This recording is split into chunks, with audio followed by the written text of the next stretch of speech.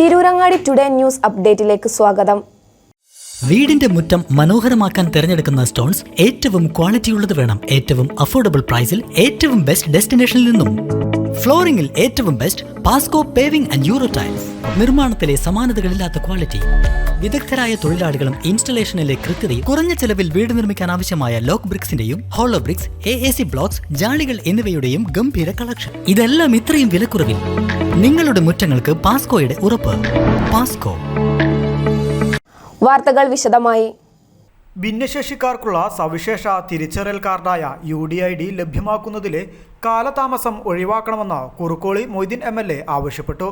ജില്ലാ collector VR വിനോദിന്റെ അധ്യക്ഷതയിൽ ആസൂത്രണ സമിതി ഹാളിൽ നടന്ന ജില്ലാ വികസന സമിതി യോഗത്തിലാണ് MLA ഇക്കാര്യം ആവശ്യപ്പെട്ടത്. 1000-ലധികം അപേക്ഷകൾ ജില്ലയിൽ കെട്ടിക്കിടക്കുന്നുണ്ടെന്നും കാർഡ് ലഭ്യമാവാത്തതിനാൽ ഭിന്നശേഷിക്കാർക്കുള്ള സ്കോളർഷിപ്പുകൾ തടസ്സപ്പെടുന്ന സാഹചര്യമുണ്ടെന്നും അദ്ദേഹം പറഞ്ഞു. നേരത്തെ വെബ്സൈറ്റിലെ സാങ്കേതിക പ്രശ്നങ്ങൾ കാരണം നടപടികൾ വൈകിയിരുന്നുവെന്നും ഇപ്പോൾ കൃത്യമായി മെഡിക്കൽ ബോർഡ് ചേരുന്നുണ്ടെന്നും അത്യാവശ്യക്കാർക്ക് മുൻഗണനാടിസ്ഥാനത്തിൽ കാർഡ് ലഭിക്കുന്നതിനുള്ള നടപടി സ്വീകരിക്കുമെന്നും ജില്ലാ മെഡിക്കൽ ഓഫീസർ അറിയിച്ചു. ദേശീയപാതയിലെ പുത്തനത്താണിക്കും വെട്ടിച്ചിറയ്ക്കും ഇടയിൽ കരിപ്പോളിൽ വീടുകളിലേക്ക് മഴവെള്ളം കുത്തിയൊലിക്കുന്നതിന് പരിഹാരം കാണൽ, തിരുനാവായ കൽപ്പകഞ്ചേരി റോഡ്, തിരൂർ കുട്ടിക്കളത്താണി റോഡ് വികസനം തുടങ്ങിയ വിഷയങ്ങളും MLA യോഗത്തിൽ ഉന്നയിച്ചു. എല്ലാ വകുപ്പുകളും ഒഴിവുകൾ PSCക്ക് റിപ്പോർട്ട് ചെയ്യണമെന്നും റാങ്ക് പട്ടികയില്ലെങ്കിൽ എംപ്ലോയ്മെന്റ് എക്സ്ചേഞ്ച് വഴി നിയമനം നടത്തണമെന്നും P. ഉബൈദുള്ള MLA ആവശ്യപ്പെട്ടു. എയ്ഡഡ് സ്കൂൾ അധ്യാപകരുടെ അംഗീകാരം വൈകുന്ന സാഹചര്യമുണ്ടെന്നും അദ്ദേഹം ചൂണ്ടിക്കാണിച്ചു. ഒഴിവുകൾ സമയബന്ധിതമായി PSCക്ക് റിപ്പോർട്ട് ചെയ്യാനും നിയമ നടപടികൾ വേഗത്തിലാക്കുവാനും എല്ലാ ഓഫീസ് മേധാവികൾക്കും ജില്ലാ കളക്ടർ നിർദ്ദേശം നൽകി.